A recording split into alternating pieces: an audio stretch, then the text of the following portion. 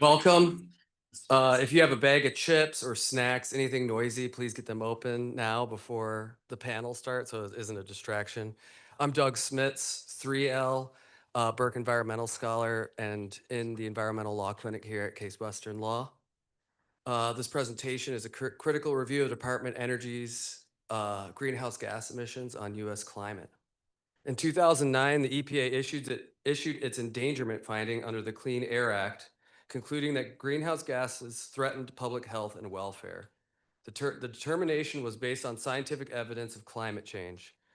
The finding provided the legal foundation for regulating greenhouse gas emissions from vehicles, power plants, and other sources. Recently, however, the EPA proposed rescinding the finding, arguing that it exceeds the agency's statutory authority and should not serve the basis for wide-reaching climate regulations, and challenging the old science determining the endangerment finding as too pessimistic. The proposal has sparked intense debate over administrative authority, environmental protection, and the future of U.S. climate commitments. The panelists today will discuss the proposal and the future of the 2009 endangerment finding. I'd like to introduce you to our panel, starting with Professor Cyrus Taylor. He's a distinguished professor and dean of physics at Case Western Reserve University, and he has received a PhD from MIT in physics, and recently shifted from particle physics to climate work in 2018, and is a Guggenheim Fellow and American Physical Society Fellow. Next, I'd like to introduce you to former EPA Deputy Administrator Janet McCabe. She was the Deputy Administrator from 2021 to 2024. She worked in the EPA's Office of Air and Radiation during the 2009 endangerment finding, and is now affiliated with Indiana University Law School, their Environmental Resilience Institute, to include several other nonprofit efforts in the environmental advocacy sector. Next, we have Professor Victor Flatt. He's our Associate Director of the Burke Environmental Law Center, national expert on environmental, climate, and energy law, co-author of a leading case book, author of over 60 articles, a recent ethics advisor to the ABA section on environment, energy, and resources. And then last, we have Professor Jonathan Stryer. He's an interim director of the Great Lakes Energy Institute, managing director of the Case Western Reserve's Solar Durability and Lifetime Extension Research Center, and leads data-driven work on the reliability and lifetime of green energy systems. He works to build industry and federal partnerships and runs programs like Think Energy Fellows that encourages energy entrepreneur projects. Thank you for your time and look forward to the discussion.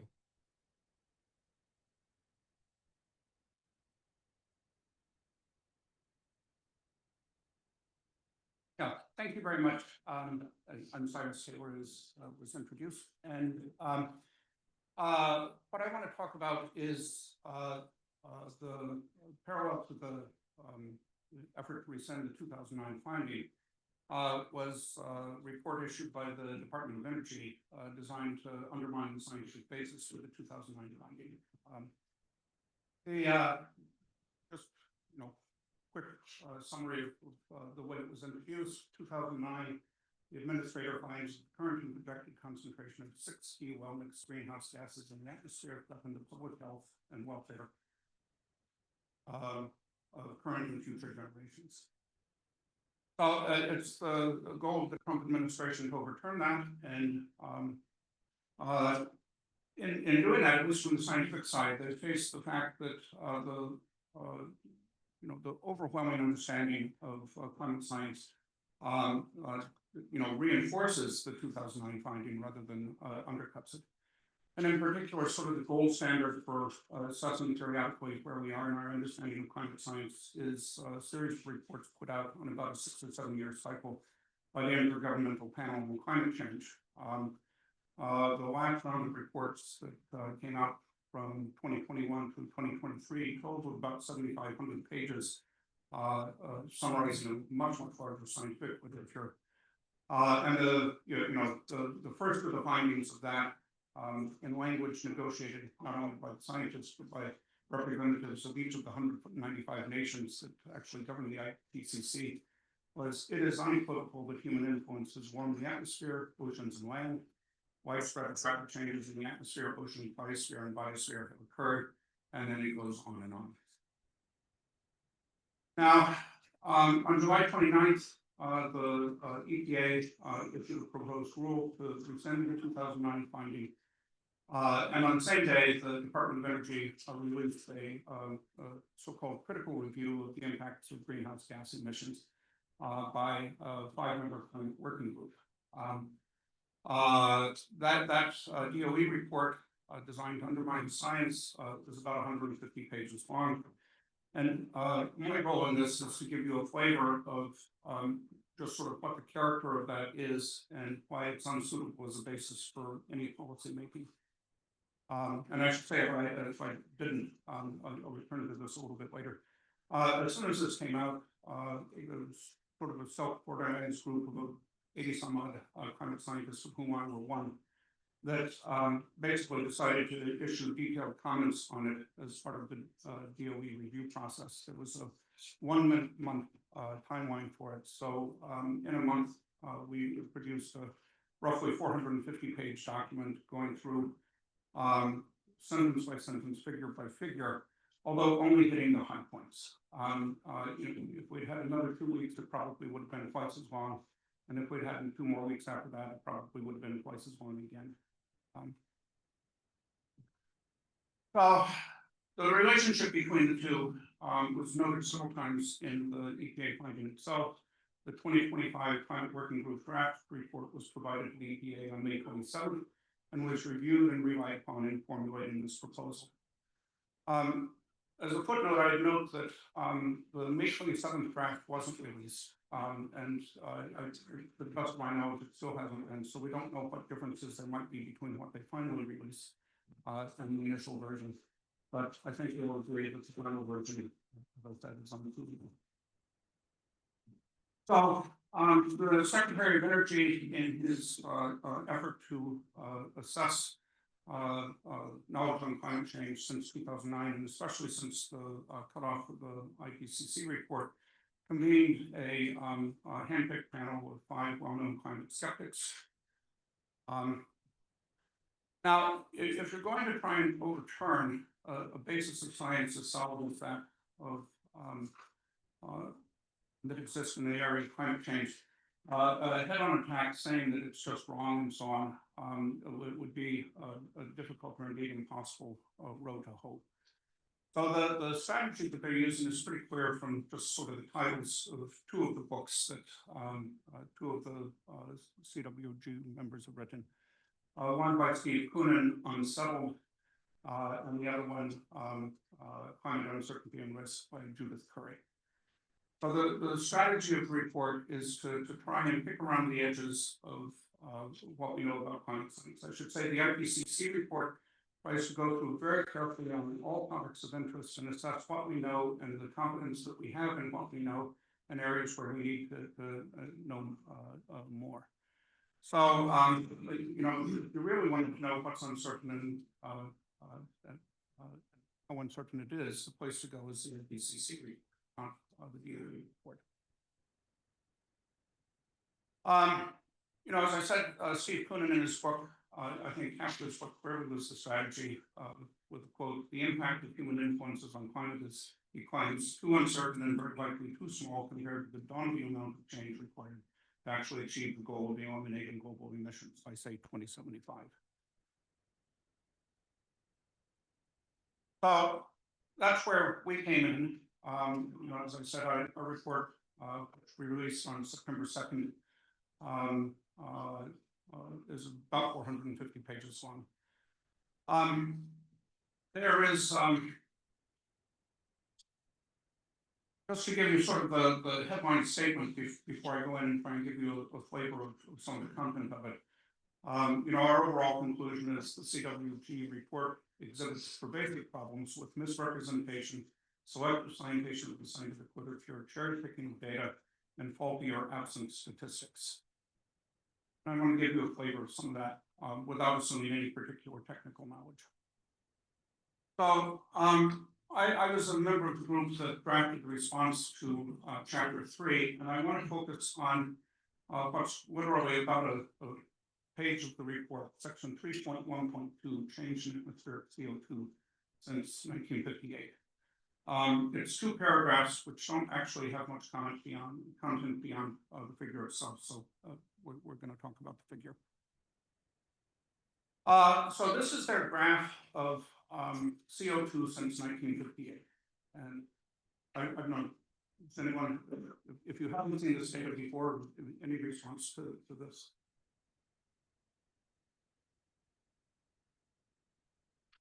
Well, I saw it, and my first reaction is what in the world are they trying to convey here? And so the second thing I did was go down and read the heading, which reads yearly average CO2 emissions from Mauna Loa, and that's wrong. The blue line here is not the yearly average CO2 emissions, it's the monthly average CO2 emissions. Now that's really a small point, but it speaks to, I think, the sloppiness with which they actually compiled this thing. And the way you can tell is, you may not be able to see it from where you are, but it's sort of a zigzag up and down. And the reason that happens is there's a big asymmetry in the amount of land between the northern hemisphere and the southern hemisphere of the globe. And so when the northern hemisphere summer begins, at the steppes of Russia and Canada and so on, plants start to grow and so on and pull CO2 out of the atmosphere. And so the amount of CO2 actually drops a little bit each year and then comes up, and that's superimposed on the rising CO2 because of the popular content in the air. Now, if you click on the link they helpfully included, you get the way that anyone else would have plotted this figure. Namely like this. And so you go back and ask, what are the choices they made in presenting the figure as it is?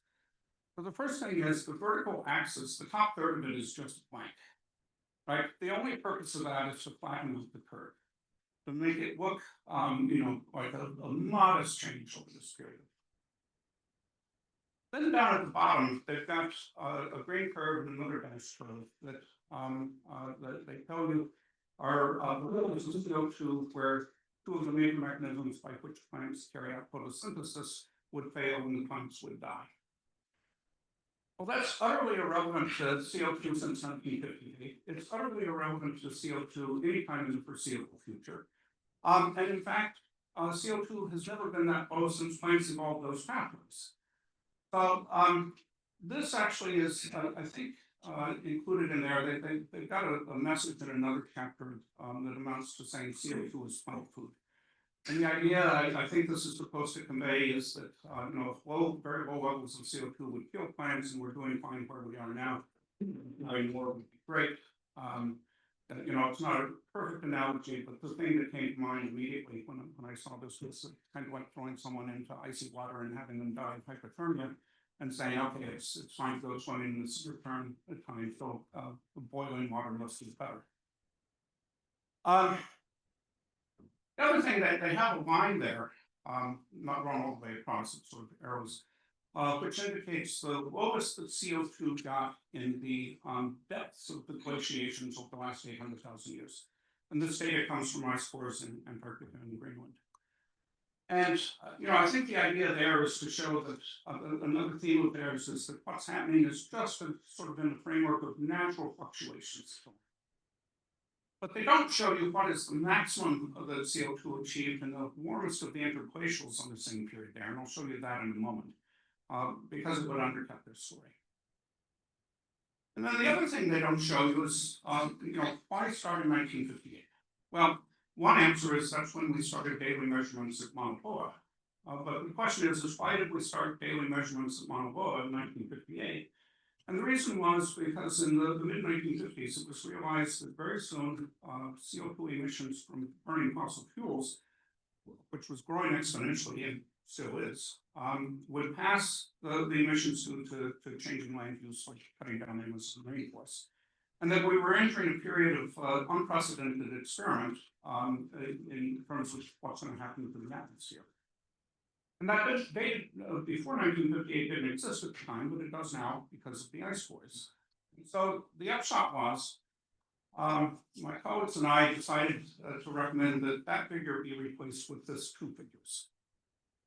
So the bottom one there is what I just referred to, sort of the orange line that's sort of going across at a low level, is annual CO2 emissions coming from land use change. And the blue is annual CO2 emissions coming from burning fossil fuels. And what you see is it was the late 1950s that the fossil fuels began to dominate. The graph above is a version of what they showed you. The red line going across there, sort of the middle of the graph, is the highest that CO2 concentrations got in the last 805,000 years of the ice core record, until about a century ago when we passed it because of anthropogenic emissions. And what you see there, of course, is the blue line is the exponential growth in CO2 concentration since then. We also proposed, if they want to include the minimum that CO2 was in the coldest of the glaciations, you go ahead and include the maximum you got in the warmest of the interglacials. What you see is that the increase in CO2 concentrations, basically in my lifetime, is almost as great as the greatest between the depths of the ice ages and the highest of the interglacials, which would give line to their suggestion that all of this is sort of within the pattern of natural fluctuations.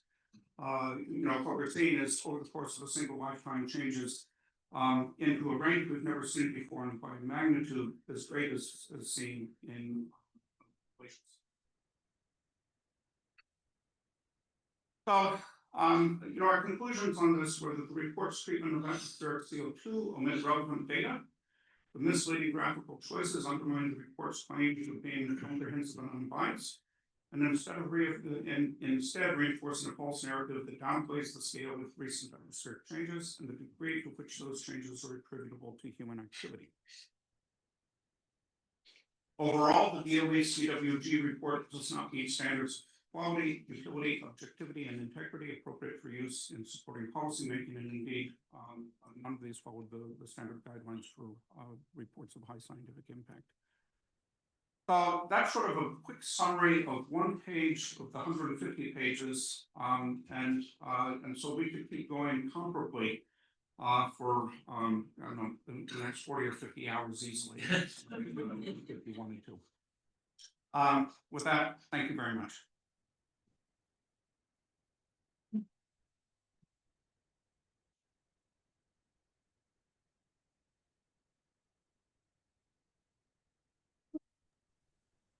Shall I just jump in? Yeah. Yeah, okay. Gonna share my screen here.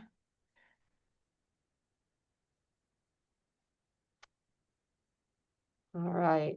Can you guys see that? Yes. Yes. Oh, and I can see you. That's great.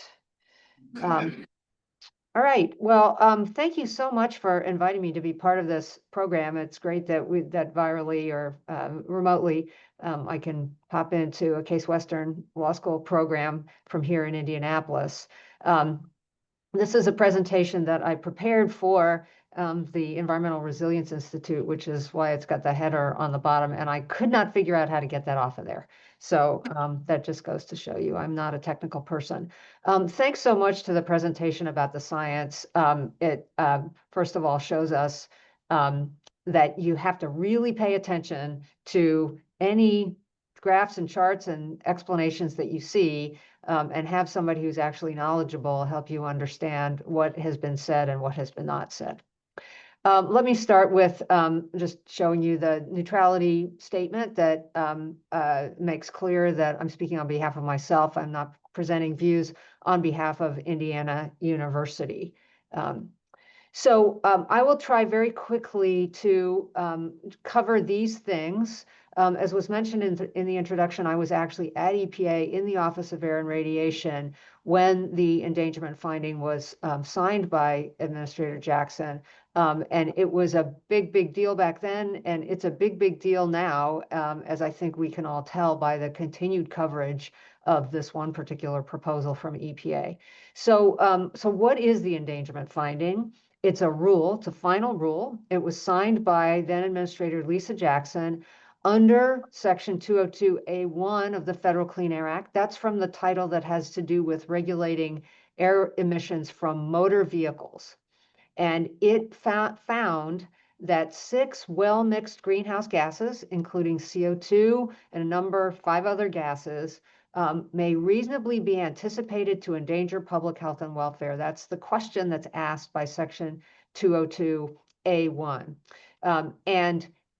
If she made that finding, which she did, it then became the legal basis for regulating air pollution from motor vehicles, and from there, stationary sources such as fossil fuel fired power plants, oil and gas operations, and other industrial categories.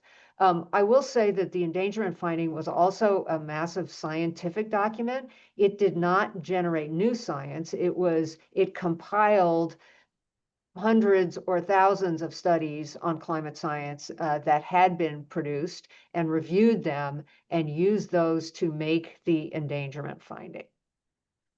The history, just briefly, started in 1999 when a number of organizations brought a petition to EPA saying, hey, we think that greenhouse gases from motor vehicles are air pollution, endangering public health and welfare. Please make that finding, EPA, and then regulate those emissions.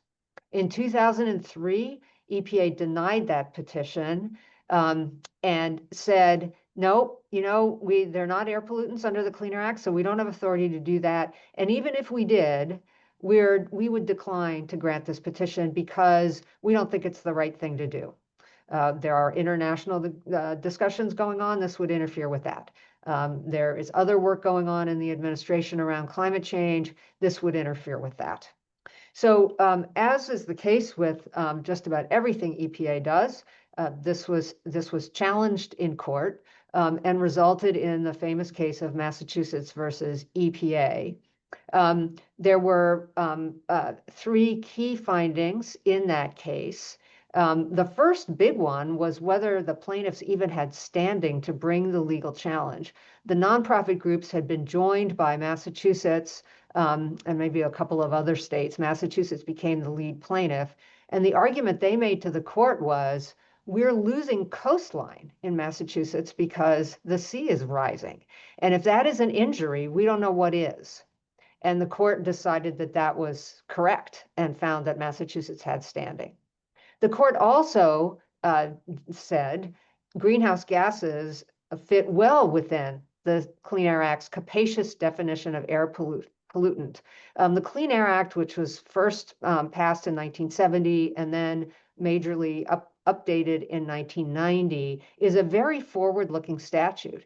It reflected that Congress knew that they could not know in 1970 or 1990 what the future air pollution challenges might be. And so it needed to leave the agency with both flexibility but also responsibility to pay attention to changing science so that it could, in fact, protect public health from air pollution, even if that air pollution was not something that somebody envisioned back in 1970. So Supreme Court said yes to that, and it said, EPA, you have to reconsider this petition. We're not going to tell you how to respond to it, but you need to take it more seriously and understand that you do have authority and responsibility to treat these as air pollutants. Whoops, I went backwards. Sorry. Keep in mind the election cycles as I go through this history, because of course we know that different administrations have different priorities and goals with respect to all kinds of issues, climate change being one of them. So in 2009, by the end of the year, EPA had issued this endangerment finding, and be sure that there were scientists at EPA who had been working on this for a long time. But it was a massive effort to pull this together. Like everything else, this was challenged, and the endangerment finding, along with a couple of other things, was upheld in 2012. So what happened next? Well, but sort of by operation of law, once EPA made a finding about greenhouse gases endangering public health and welfare, it was obliged to then set standards for motor vehicles. So during the course of the Obama administration, EPA issued 2 sets of rules for passenger cars. The 2010 ones went through model year 2017. You have to give automakers a significant lead time to actually produce the cars that will meet the standards. And then in 2012, there was a rule that went out further into 2025. We also issued 2 rules setting greenhouse gas standards for medium and heavy duty vehicles. Those are very different from passenger cars. They use different fuels. They're just completely different. There are whole different teams of people at EPA who work on light duty and medium and heavy duty vehicles. Once greenhouse gases became a regulated pollutant, that's a term of art under the Clean Air Act, for motor vehicles, that meant that EPA then had to treat it as a regulated pollutant for other sources of pollution, notably stationary sources that were big emitters of greenhouse gases. So we focused on the largest sources of greenhouse gases in the stationary source inventory, most notably being fossil fuel power plants, burning coal, oil, and natural gas, methane emissions from oil and gas operations. We also issued a landfill rule. Landfills were the next highest source of methane emissions as the waste decomposes. We also made a finding that greenhouse gases from aircraft endanger public health and welfare. Getting all of this done, 8 years sounds like a long time, but I assure you it is not when you're doing major regulations like this. That you know will be challenged and where there's massive industry interest, as there should be. They're the ones that are going to have to comply with them. But we got all that done. And in each rule, the agency said, yep, there's still endangerment here. There's climate change is still an issue, and emissions from these particular sources are still contributing meaningfully. Even though if you look at the global pool, American landfills are a small amount. It is a meaningful contributor to the U.S. greenhouse gas emissions inventory. There were a number of important court decisions that came out, and I won't go through them, but they're linked here if you want to find them. But a key point is that the endangerment finding has never been overturned by a court, and in fact has been explicitly or implicitly affirmed, even when some of the rules that EPA issued in implementation of the endangerment finding were not upheld. The endangerment finding itself was never invalidated. So a variety of things happened during the first Trump administration that reflected a different approach to climate change. During the Biden administration, there was a major effort to update these key industry rules. So we updated the oil and gas industry rules and regulated existing sources for the first time, not just new sources. We updated the greenhouse gas standards for vehicles. We issued new rules for reducing greenhouse gases from fossil-fired power plants. The Clean Power Plan, which had been the signature regulatory provision in the Obama administration, had been overturned through legal appeals. And so we issued a new rule that we felt met the direction that the Supreme Court had given EPA. So now we have this proposal to rescind the endangerment finding, and in the same proposal to rescind, to eliminate the greenhouse gas standards for cars, so they would just totally go away, and what would remain would be the requirements for controlling other pollution from cars, carbon monoxide, particulate matter, nitrogen oxides, and those sorts of things. There were more than 300,000 comments submitted. They were due September 22nd. Just as a historical note, back when we did the endangerment finding, we got 380,000 comments on it. We should expect EPA is working frantically to finalize the rule as speedily as they can. Every administration wants to have rules finalized so that your Justice Department can defend it when it gets challenged, and that's what this administration will want to do. There's talk about whether the government shutdown is going to delay the work. Hard to imagine how it won't delay it to a certain degree, but I expect that the final rule may be significantly already written. EPA is obliged under the Administrative Procedures Act to respond to every relevant comment that they get.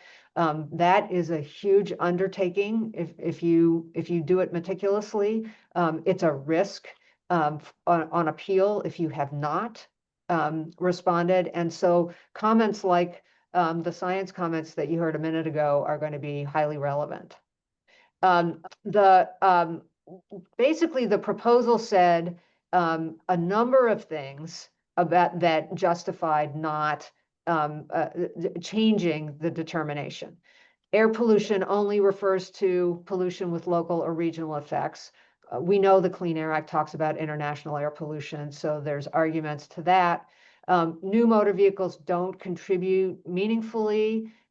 This is the age-old argument about if you're only contributing 1% to the global pool, what's the point? The point is that you're contributing 1% to the global pool, and very few things do that. And we have to address these sources, and we can do it in a cost-effective way. Another argument that they make is EPA should have addressed each of the 6 air pollutants individually. There are other situations in which EPA treats a class or multiple pollutants as one, ozone in particular, which has 2 main precursors. So there are responses to all of these, and they have been made in the comments.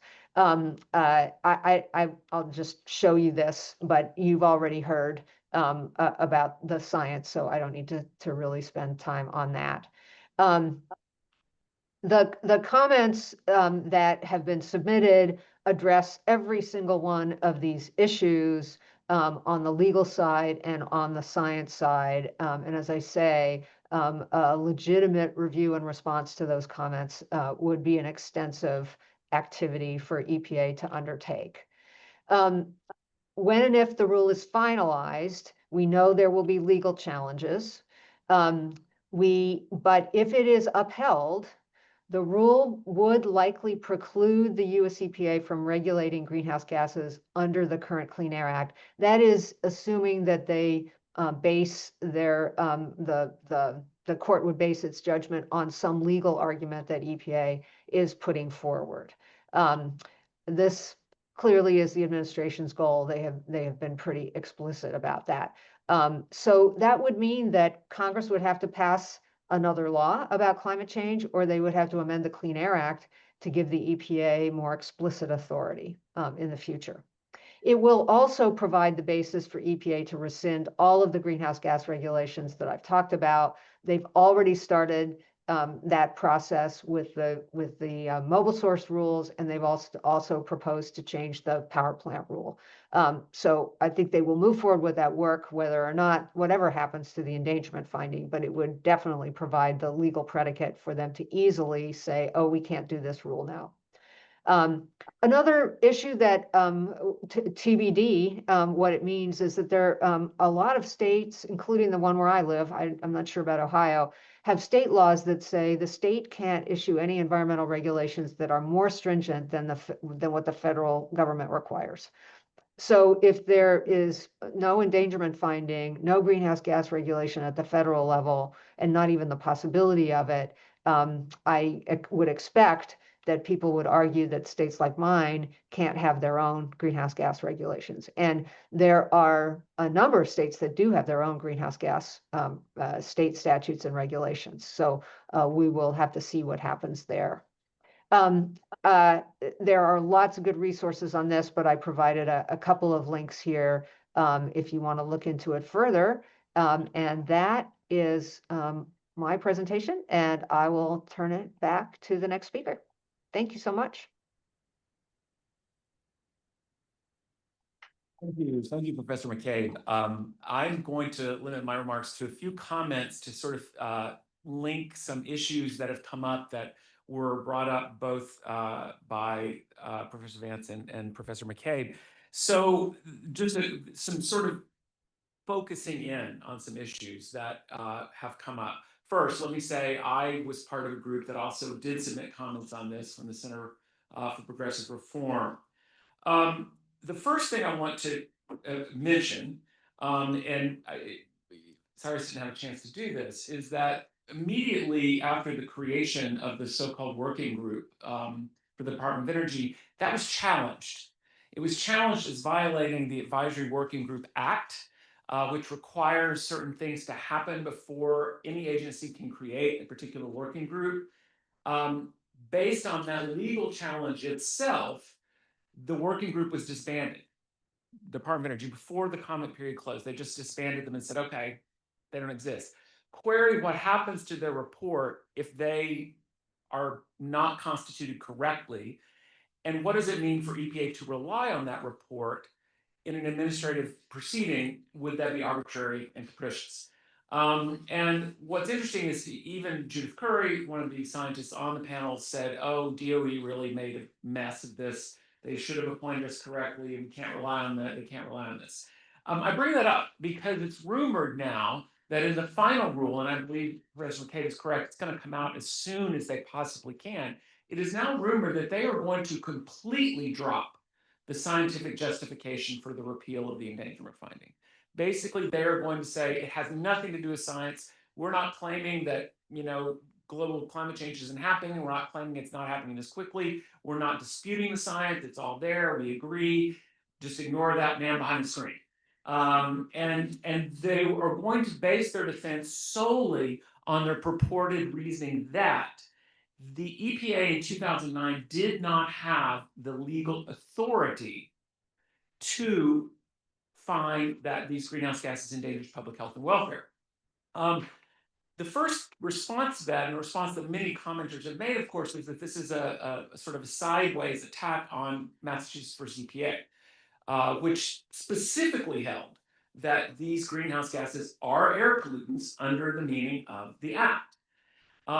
As Professor McCabe pointed out, the EPA set out certain reasons that it should have been read as through local or regional exposure. And let me just read the statute. It says the administrator shall prescribe standards to any air pollutant from any class or classes of new motor vehicles, which in his judgment cause or contribute to air pollution, which may reasonably be anticipated to endanger public health or welfare. There's no through local or regional exposure. I think if one looked at the entire history of how our Supreme Court has approached statutory interpretation over 200 years, it's possible that some version of that court, maybe the one that did Griggs versus Duke Power, that really tried to look at the purpose of the statute, one might argue that maybe some greenhouse gases are sort of different and they weren't intending to cover them. But the arguments they're making under current statutory interpretation just have no real basis at all. And that's because statutory interpretation now is textualist. And what they say that caused them to lack authority requires them to add text into a statute where it doesn't exist, which is a clear violation of textualism. And so it can't really mean what they say. I'll just particularly point out that they also said that it needs to be reconsidered in light of the cases Professor McCabe pointed out, West Virginia versus EPA, which overturned the Clean Power Plan rule as an implementation of endangerment finding for power plants, and Loper v. Bright, which got rid of Chevron deference.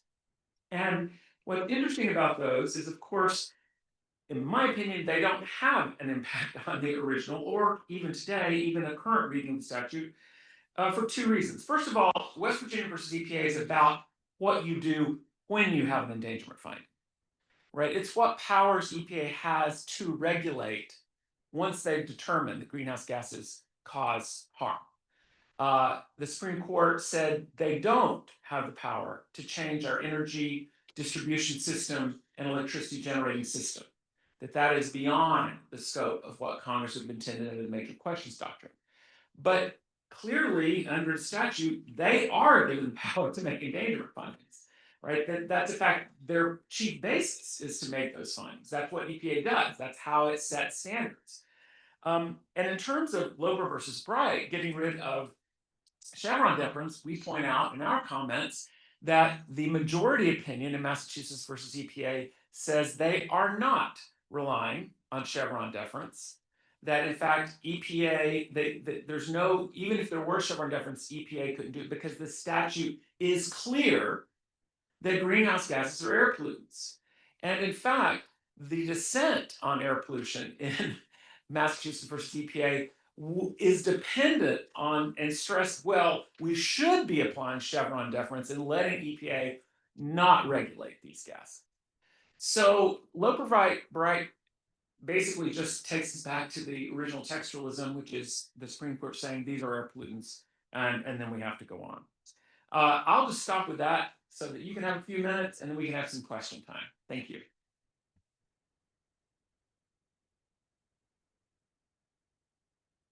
Thank you for having me here. This has been really fascinating so far. I'll just provide some comments on the state of energy right now, how this fits into it, and what that could look like going forward.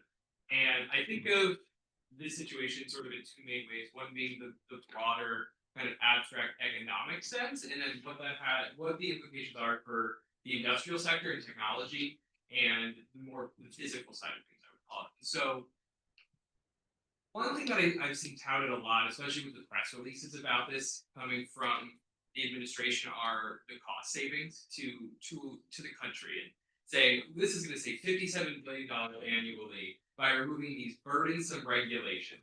And that's really not that much money. I mean, it's a lot for me and for an institution and an organization. But when you look at just in 2024, the cost of extreme weather events being more than 4 times that, it really ends up being pennies. And the foremost costly years for damage from weather events have been the last 2 decades. And that, assuming you believe the science, is going to be increasing with pretty significant frequency. So I think the cost savings are gonna be lost pretty quickly. We've also, we don't price carbon. There's no carbon pricing structure in the country. That's an expense that's not accounted for. There is, negative health outcomes from air quality and climate that are not necessarily being accounted for in the economics of this situation. And so there's all these downstream implications that really impact this broader economic structure. And how that relates to energy is really on the consumption, the infrastructure, the resiliency side. And so we have a situation now where we have rapidly increasing demand on our grid. It is projected to be increasing really significantly, and I'll pin that and come back to it. But on the basic grid side, the grid is a physical thing. It can be damaged, and when you look at increasing extreme weather events, that is a threat to the grid. It's a threat to restoring power to communities and people, and it's a threat to supply chains, both scaling the grid just to meet demand, but also then to repair the grid rapidly. And we're already pushing those to the max.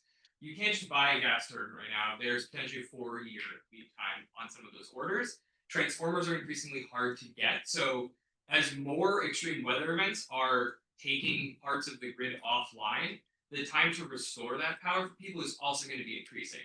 And that's going to then have very immediate social implications for people, but also downstream economic implications, because that is whole sectors of the economy being taken offline depending what region is being impacted at that time. So there are a lot of other, I think, parts that are not in the calculus with what we're seeing in terms of the messaging right now. Just to bring it locally, so people aren't familiar, the country is broken up into a series of interconnections. We are in the PJM interconnection. So we are already kind of pushing, again, our grid to the limit. PJM is already predicting that the 26-27 cycle, we could hit that limit. We came really close this past summer, and they're predicting, again, really significant growth. And so what does that look like on the consumer side, it's increased energy prices, which we're seeing. A lot of that is being pinned on AI and data centers right now. That is a really new conversation, kind of in the scheme of things. Even before AI specifically was cited as the driver of our need for increased generation.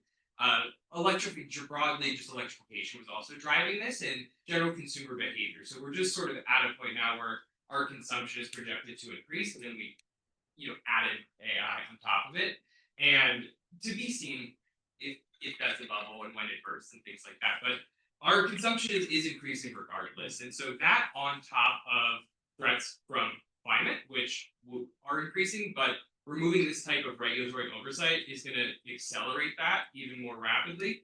There's a lot of threat to energy and national security and kind of personal security through that. And I'll relate to the just industrial side really quick. So I mentioned supply chains are kind of maxed out for certain sectors right now. That also is stressed by, again, a lack of investment in renewables. So a lot of energy and technological research is predicated on carbon reduction. That has been sort of a central mode that's been cited for a lot of different types of energy research, whether it's traditional renewables or something like hydrogen. And without this type of regulatory requirement, that justification is invalidated, and then you have to rethink all the messaging around research funding and what you're doing there. And we're seeing that already. Wind is sort of kind of a dead technology for us. You have the federal government revoking siting permits for offshore wind. And then states like Ohio have made it essentially impossible to site wind on land. And so that's very difficult from a regulatory standpoint, which means the investment side isn't there because no one's going to put money behind a project that can't get cited. Solar is more established, so I think you'll still see that exist as an industry. But again, locally, the largest solar producer in the U.S. is First Solar in Toledo. So there are local implications for ripping the bottom out of these industries, and so there are a lot of downstream implications that I think we'll need to deal with. And then I think I'll wrap it there because I can keep going. But thank you. All right.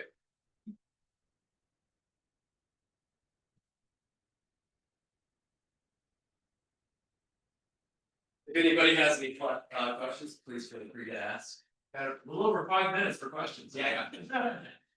I got one. So I love that you brought up like the downstream costs. And I think it's like interesting that as they've announced this proposal, like it's been kind of pushed out as very pro-industry. Thanks. Very pro-industry. And I think didn't Lee Zeldin like announce it at like a car plant or something like that? Is there any room in the Administrative Procedure Act to challenge them for pretty explicitly considering cost instead of considering human health and welfare, which the Clean Air Act gives them that specific authority to do? I will say yes. Oh, yeah.